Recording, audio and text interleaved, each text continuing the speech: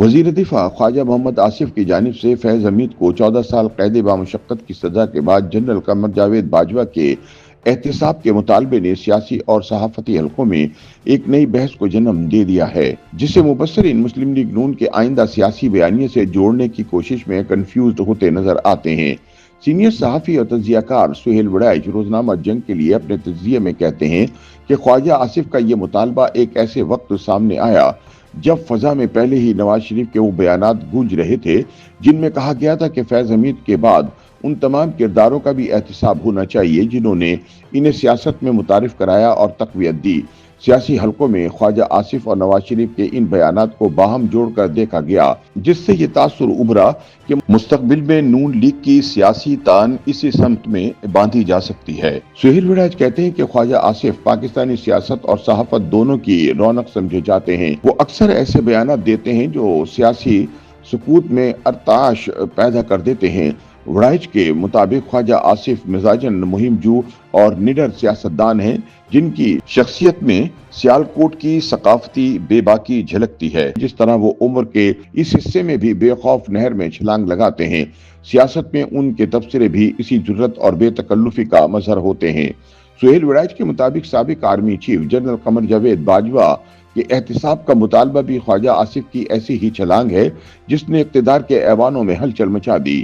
ان کا کہنا ہے کہ فیض حمید کے کورٹ مارشل کے ساتھ ہی جنرل باجوہ کے احتساب کا مطالبہ سامنے آنا محض اتفاق نہیں سمجھا گیا۔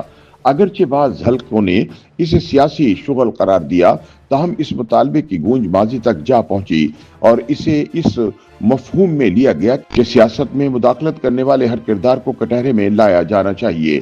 تاہم سہیل وڑائچ لکھتے ہیں کہ طاقت کے مراکز کا تجربہ یہ رہا کہ سب کے احتساب کا نعرہ عملاً اکثر کسی کے بھی احتساب پر منتج نہیں ہوتا۔ دلیل دی جاتی ہے کہ جب سب کو مورد الزام ٹھہرایا جائے تو کسی مخصوص فرد کے خلاف کارروائی بھی مشکل دکھائی دینے لگتی ہے، کیونکہ عمومی تاثر یہ بنتا ہے کہ اصل قصوروار بہت سارے لوگ تھے مگر سزا ایک ہی فرد کو ملی۔ سہیل وڑائچ کہتے ہیں کہ اسی وجہ سے خواجہ آصف کے قمر باجوہ کے احتساب کے مطالبے کے بعد سرکاری وضاحت سامنے آئی کہ جنرل باجوہ کے خلاف نہ تو کوئی کیس درج کرنے پر غور ہو رہا ہے اور نہ ہی اس ضمن میں کوئی ٹھوس شواہد موجود ہیں۔ اس وضاحت کو بعض حلقوں میں اس ثبوت کے طور پر دیکھا گیا کہ فیض حمید کی غیر قانونی سرگرمیوں میں جنرل باجوہ شریک نہیں تھے۔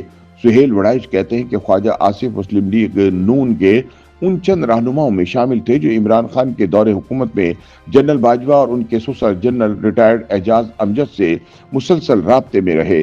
یہی نہیں بلکہ نون لیگ کی پارلیمانی پارٹی کو جنرل باجوہ کی مدت ملازمت میں توسیع کے نواز شریف کے فیصلے سے آگاہ کرنے اور اس کے جواز پیش کرنے کا کردار بھی خواجہ آصف نے ادا کیا تھا۔ سینئر صحافی کے مطابق خواجہ آصف ایک غیر متوقع سیاستدان ہیں جو نشانہ لے کر تیر چلاتے ہیں، مگر کبھی کبھار وہ تیر اپنی ہی صفوں میں جا لگتا ہے۔ وہ کبھی فوج کو ناراض کر دیتے ہیں تو کبھی اپنی ہی حکومت کو مشکل میں ڈال دیتے ہیں۔ ہائیبرٹ نظام سے متعلق ان کے بیانات ہوں یا ماضی کی غلطیوں پہ کھلے تبصرے، ہر بات کسی نہ کسی حلقے میں اضطراب پیدا کرتا ہے۔ سہیل وڑائچ کہتے ہیں کہ جنرل باجوہ کے احتساب کا مطالبہ اگر کسی اور نون لیگی رہنما کی جانب سے آتا تو شاید اس کی اہمیت کم ہوتی، مگر یہ مطالبہ جنرل باجوہ کے پرانے رابطہ کار اور نامہ بر خواجہ آصف کی جانب سے آیا جس نے سیاسی ڈوریاں ہلا دیں۔ اسی پس منظر میں بعض حلقوں نے حرکت میں آ کر حکومت اور سیاستدانوں کو یہ باور کرایا کہ ایسے بیانات نہ صرف فوج میں بے چینی پیدا کر سکتے ہیں بلکہ نون لیگ اور اسٹیبلشمنٹ کے درمیان موجود مفاہمت کو بھی نقصان پہنچا سکتے ہیں۔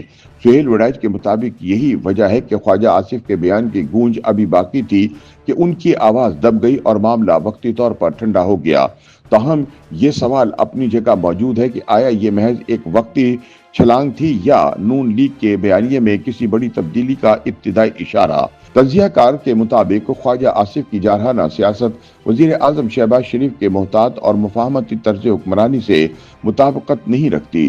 شہباز شریف نے نہ صرف اتحادیوں کے اختلافات بلکہ اپنی کابینہ کے اندرونی تضادات پر بھی خاموشی اختیار کر رکھی ہے اور وہ مسلسل معاملات کو ٹھنڈا رکھنے کی کوشش کر رہے ہیں۔